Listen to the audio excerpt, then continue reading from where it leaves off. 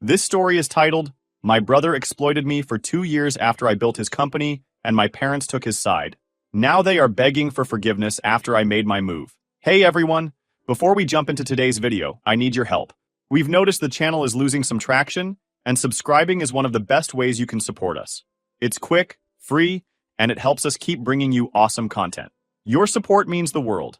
Let's keep this channel growing together. Thanks so much. Now let's start the video. Hey Reddit! I've been lurking on here for years, reading all the wild stories, and never thinking I'd have one of my own to share. But here I am, living through what feels like a nightmare turned revenge story, and I figured it's finally time to put it all out there. Alright, here's the deal. I'm a 27 male, just graduated with a degree in computer science. After all those late nights studying, surviving on instant noodles, and pulling my GPA out of the gutter, I was finally done. I was ready to start my career, maybe land a decent job, and actually live like a functioning adult. But then my brother, 41 male, swooped in with what he called a once-in-a-lifetime opportunity. Now my brother, let's call him Jack, is one of those guys who thinks he's always the smartest person in the room. He talks big, acts bigger, and somehow convinces everyone he's a genius. So, when he told me he was starting a finance and investment company with his two partners, I wasn't exactly shocked. Jack loves the spotlight and the idea of being the boss. Jack said they needed someone they could trust to set up the infrastructure for their new company. You're the perfect guy for this, he told me. We need someone smart, reliable, and who won't screw us over. I should have known that last part was a red flag, but I was too caught up in the flattery to notice. At first I thought, why not? It's just a summer gig. I figured I'd help them set up their systems, get some experience under my belt, and then move on to a real job. Plus, he's my brother. I thought helping him out was the least I could do. Sure, helping him turned into one of the worst decisions of my life. When I first started, it seemed straightforward enough. They needed someone to handle the tech side, set up servers, create email accounts, design a website. Simple stuff, really. But then the job started to grow. Suddenly, I wasn't just the tech guy anymore. I was answering phones, scheduling their meetings, and greeting clients. Then they had me running errands, managing accounts, and even doing research for their deal. I became the office's all-in-one lackey. And the pay? Oh, let's talk about the pay. Over 2 years, they handed me maybe $7,000 total. That's not a salary. That's pocket change. They didn't even pay me consistently. It was like, oh, here's a check for $500, don't spend it all in one place. Meanwhile, I was working full-time hours, sometimes pulling 60-hour weeks to keep up with their demands. I tried bringing it up a few times, saying, hey, I thought I was just here for tech support. This feels like way more than that. Jack would laugh it off like I'd made a joke. Come on, bro, he'd say. We're building something amazing here. Everyone's pitching in. Sure, but the difference was that everyone else was getting paid. His partners, let's call them Partner A and Partner B, were living it up. Fancy cars, expensive suits, and constant bragging about their business success. Meanwhile, I couldn't even afford to replace my broken laptop because, surprise, I wasn't getting paid enough to save up for anything. Partner A was the worst. He had this smug way of talking down to me, like I was some intern who didn't know how to tie my shoes. Every time I'd suggest something or ask about getting paid, he'd hit me with, maybe you're not cut out for this level of work. Partner B, on the other hand, was the quiet, manipulative type. He'd guilt-trip me into staying late or taking on extra work, saying stuff like, we're counting on you, man. Don't let us down. It was like they'd perfected the art of making me feel guilty for wanting basic respect. But Jack? He was the ringleader of it all. He'd dangle these promises in front of me saying, once the company takes off, you'll be part of the core team. You're family, so you're going to get a bigger piece of the pie. And I fell for it. Every single time. I kept thinking, okay, they're just getting started. It's a rough patch, but it'll get better. It didn't. The more successful the company got, the less they acknowledged my contributions. They started taking me for granted, acting like I was lucky to even be there. What really opened my eyes was how they treated me in meetings. Whenever clients or investors came in, I wasn't introduced as the guy who built our entire system. Nope, I was just Jack's little brother who helps out around the office. They made it clear I wasn't part of their team. I was just the errand boy. By the time 2 years rolled around, I'd had enough. I was exhausted, broke, and fed up with their bullshit. I decided to go back to school for my master's degree. It wasn't an easy decision, though. Jack had a way of making me feel like I owed him something, like I was abandoning them. You're just gonna leave us hanging? He said when I told him I was leaving. After everything we've done for you? Done for me? Are you kidding? You've been exploiting me for 2 years. I didn't say that, though. I just told him I needed to focus on my future, and that this wasn't sustainable for me anymore. But Jack didn't see it that way. To him, I was ungrateful. Fine, he said. Do whatever you want. Just don't come crawling back when you realize you made a mistake. Walking away from that job felt like ripping off a Band-Aid.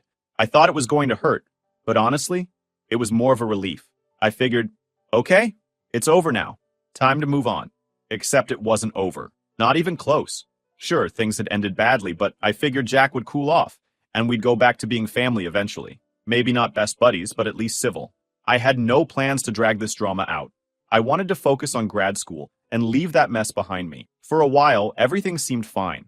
I'd enrolled in my program, started building a new routine, and even sent out my resume for part-time tech jobs to help with tuition. I included my work at Jack's company because, let's face it, I'd put in 2 years of solid effort there. I worked my ass out. It was a small company, but I'd been instrumental in setting it up and managing the systems. I figured potential employers would see that and think, hey, this guy's experienced. The first few interviews went well, at least at first. People were impressed with my skills, my education, and the projects I'd worked on. They even seemed excited about the work I'd done for Jack's company. But then something weird started happening.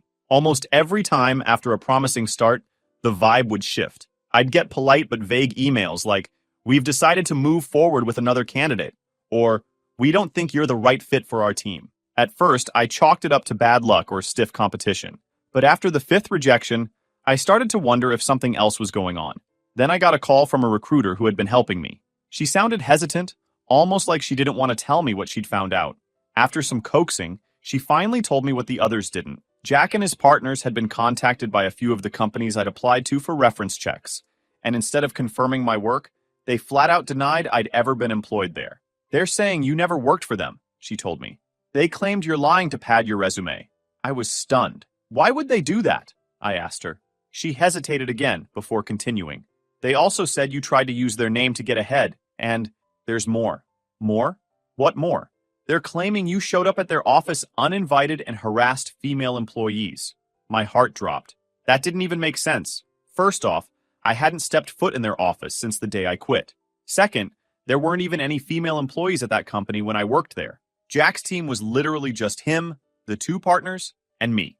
It was a blatant, disgusting lie. Hearing this was like being hit by a truck. Not only were they sabotaging my career, but they were also dragging my name through the mud with the kind of accusation that could ruin someone's life. I felt betrayed on a level I didn't even know existed. I called Jack immediately, hoping there was some misunderstanding. Maybe the companies had contacted the wrong people, or someone was exaggerating. But no, Jack picked up the phone, and as soon as I brought it up, he laughed. He laughed like I'd just told him the funniest joke he'd ever heard. Why are you doing this? I asked, trying to keep my voice steady. Because you're trying to screw with us, he said, his tone dripping with arrogance. You're trying to use my company to boost your resume, and I'm not going to let you. What are you even talking about? I worked there for 2 years. I built your entire system. You know that. Yeah, well, you shouldn't have left, he said, like that was justification enough. I was shaking with anger. You're ruining my chances at getting a job. Do you even care? Jack laughed again. That's what you get for crossing us, he said before hanging up. I stared at my phone, dumbfounded. This wasn't just petty revenge. This was straight sabotage. Jack wasn't just upset that I'd left. He wanted to destroy me for it. For days, I stewed over what to do. I wanted to believe this would blow over, that Jack would realize how insane he was being and back off. But I was already screwed. Every company I'd applied to had written me off because of his lies. I was stuck, with no job prospects, and no way to clear my name. That's when I decided to give him a taste of his own medicine. I reached out to a counselor at my school for advice. I didn't even know where to start. She listened patiently as I explained everything. How Jack had exploited me, lied to employers, and smeared my reputation. When I finished, she looked at me and said, "You need to take legal action. This isn't just a family dispute anymore. It's defamation." The word legal hit me hard. I'm barely starting my career, and here I am, dragging someone to court, my own brother. But deep down, I knew if I didn't take a stand, he'd just keep walking all over me, and I'd never move forward. 2 years of unpaid labor, the lies, the accusations. It wasn't just my career he was wrecking. He was coming for my whole life. With the counselor's help, I found an attorney who specialized in defamation cases. We went over everything. My employment record, the emails from prospective employers, the recruiter statements. We filed the lawsuit a few weeks later. When Jack and his partners were served, I expected some kind of reaction, maybe an apology, maybe even a denial. Instead, Jack called me, laughing like it was the funniest thing in the world. "Really? A lawsuit?" he said. "You're such a little bitch." I tried to keep my cool. "You've left me no choice, Jack. You lied about me to employers. You made up disgusting accusations. You think I'm just going to let that slide?" "Oh, please," he scoffed. "You're not going to win. You're wasting your time." "Maybe," I said, "but at least I'll make sure everyone knows what kind of person you are." Jack didn't seem fazed. "Do what you want, little bro. Just don't cry when it blows up in your face." He hung up, and I realized something. Jack wasn't going to back down. He was treating this like some kind of twisted game, and I was the target. That just made me more determined to see this through. But the thing is, it wasn't just Jack. Within days, my dad got involved. He called me, and from the moment I answered, I could tell he wasn't calling to support me. "Look," he said, "this whole thing is ridiculous. You're blowing this way out of proportion. It's just a little brotherly roughhousing. You don't sue family." Brotherly roughhousing? Are you kidding me? Jack had sabotaged my career, accused me of horrible things, and laughed about it. This wasn't roughhousing. It was betrayal on a whole new level. I tried to explain that to my dad, but he wouldn't hear it. "You're taking this too far," he said, his tone sharp. "You need to drop this lawsuit and sit down with your brother to work things out." Honestly, why am I not surprised? It's not like they were bad to me growing up or anything, but it was always clear they liked Jack better. My dad had always had a soft spot for Jack, who could do no wrong. He was the family's big guy, the golden child, the one who was supposed to carry on the family name as some hotshot businessman. And me? I guess I was just the quiet one who didn't make waves.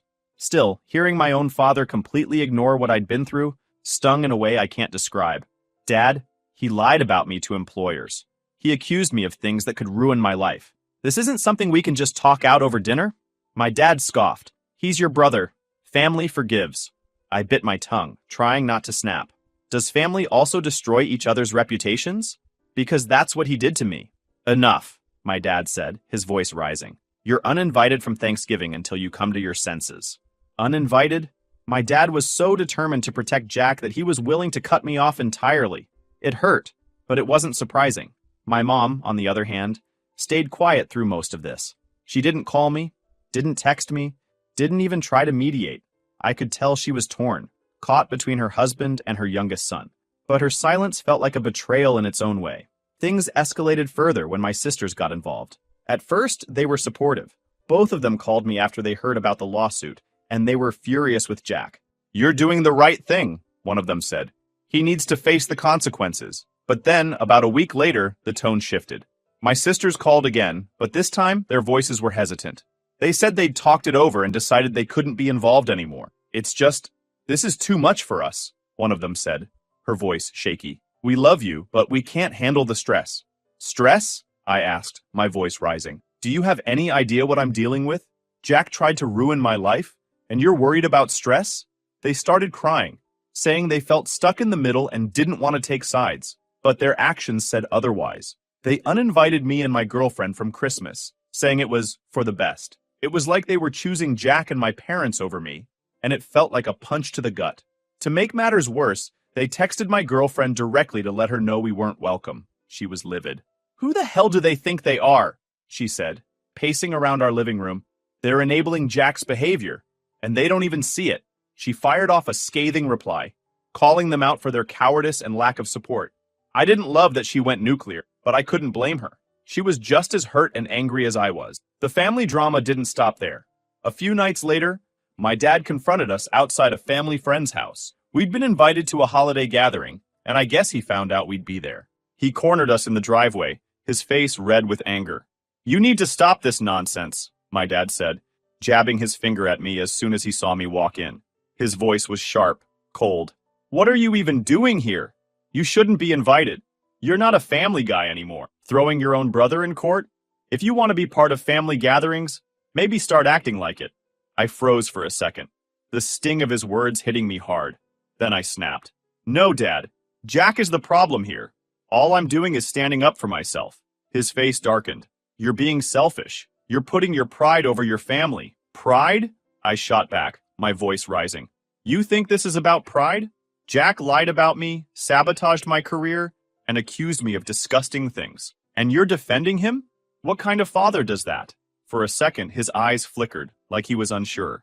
I thought maybe, just maybe, I'd gotten through to him. But then my girlfriend stepped in, done with biting her tongue. Her voice was ice cold. You're a terrible father, she said.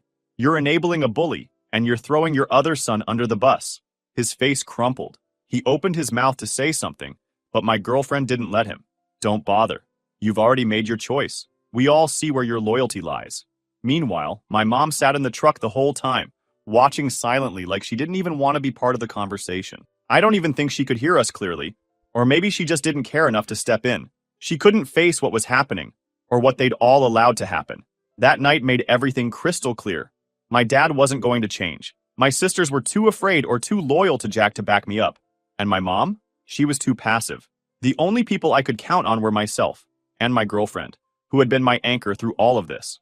By the time the lawsuit started gaining traction, I thought I'd hit my limit with how bad things could get. But no, Jack and his partners weren't done yet, and my family wasn't making anything easier. Every day felt like a new obstacle, whether it was more nonsense from my brother's side or my parents calling to pressure me into backing off. The stress was suffocating.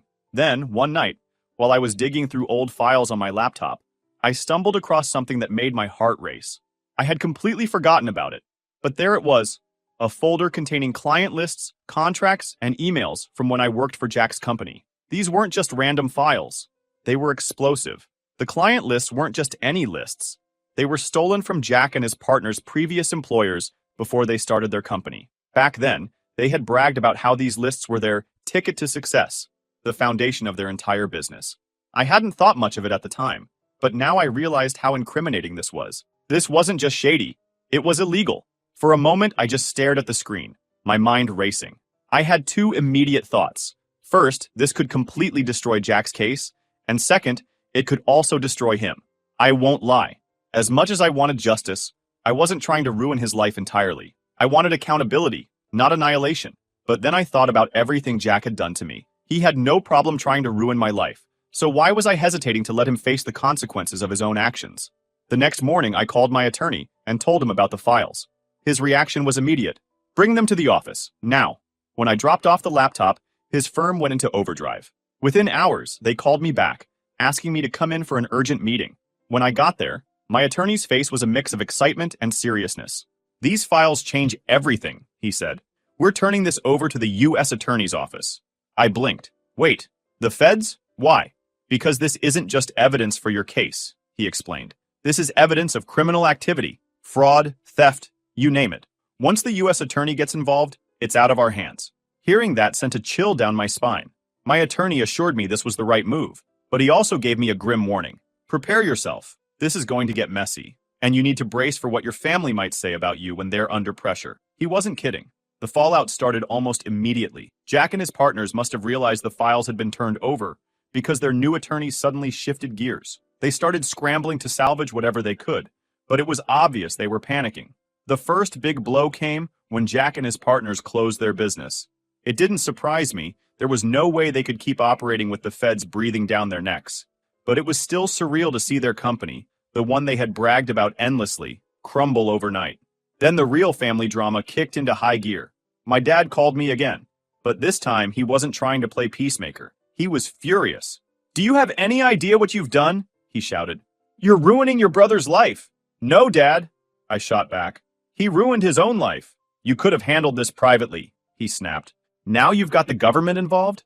Do you know how humiliating this is for our family?" Humiliating? That's what he cared about? Not the lies, not the accusations, not the fact that Jack had tried to destroy me, just the embarrassment it brought to the family name. It was like he couldn't see the bigger picture. Or worse, he just didn't care. Then, he dropped the real bombshell. "Your mother and I might be subpoenaed because of this. You've dragged us into your mess." My mess? I couldn't believe what I was hearing. Jack was the one who'd stolen client lists, lied to employers, and treated me like dirt. But somehow this was my fault? My attorney had warned me this would happen, but it still hit hard. My dad wasn't just unsupportive. He was actively blaming me for everything. Things got even worse when my sisters called. They were both crying, saying they didn't want to get involved anymore. "We love you, but this is too much," one of them said. Too much? Jack had spent 2 years exploiting me, sabotaging me and smearing my name, but I was the one who was too much? It was like they couldn't separate their loyalty to Jack from the reality of what he'd done. And honestly, I think they were scared.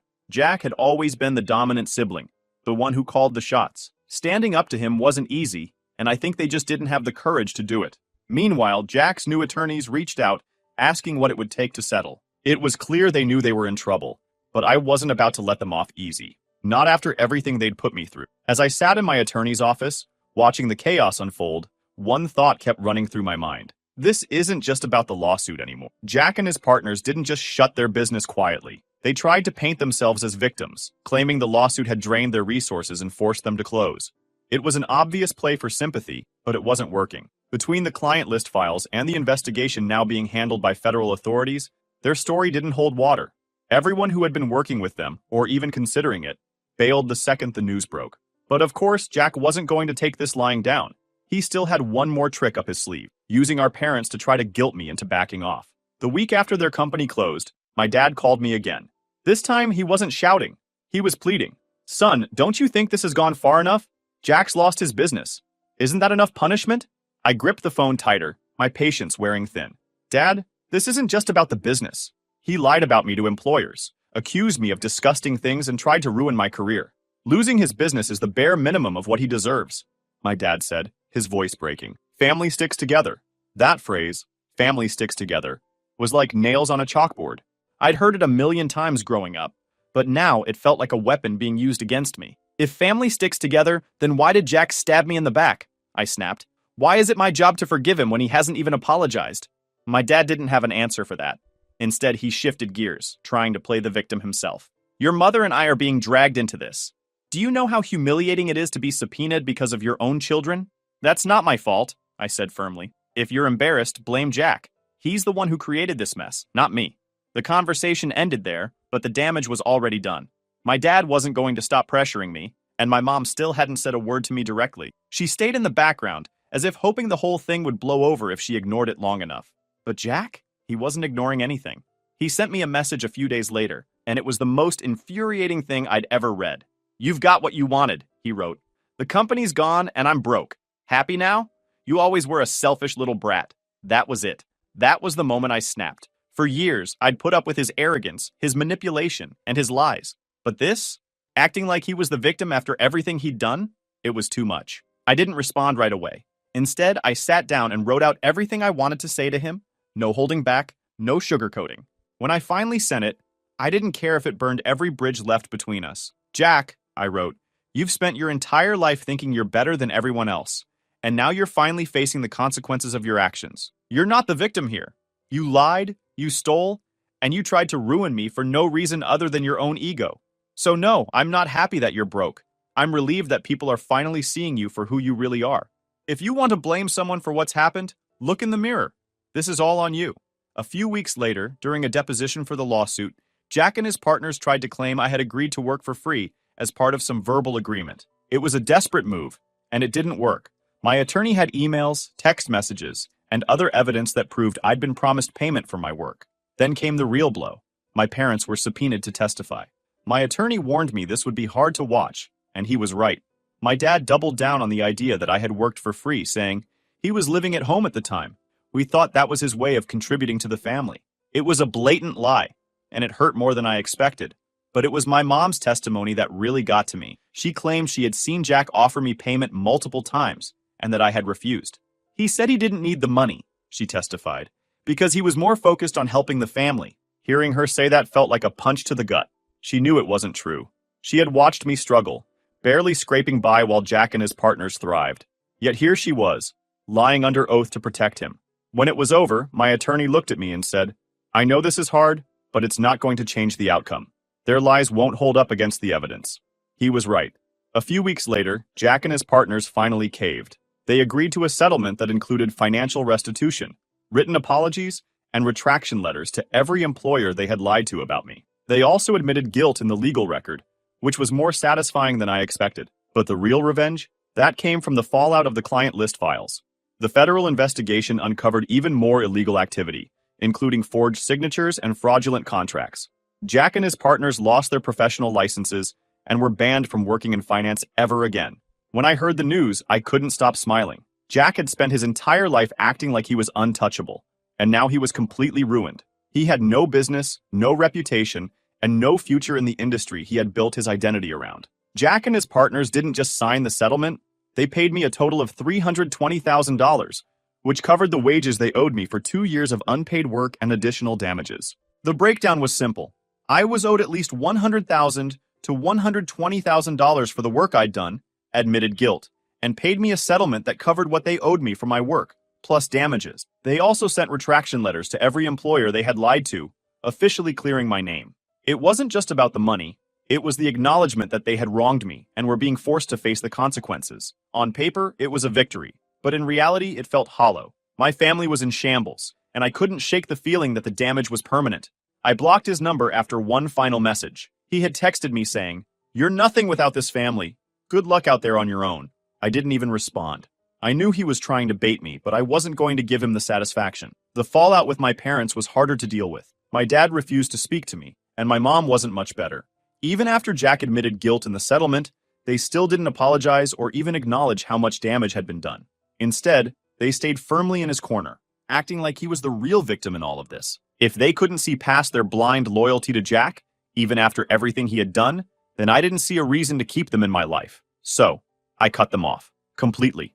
No calls, no texts, no trying to smooth things over. They made their choice, and now I was making mine. Now I'm focusing on myself. I'm using the money from the settlement to rebuild my life and invest in my future. Some of it is going toward paying off student loans, but most of it will be used to build my career. I've already lined up certifications to expand my skill set, and I'm working on a few side projects to get my name out there in the tech world. Thank you for reading till the end. If there's one thing I've learned from all of this, it's that family isn't about blood. Sometimes the people you think are good, the ones you trust the most, turn out to be the ones who hurt you the worst.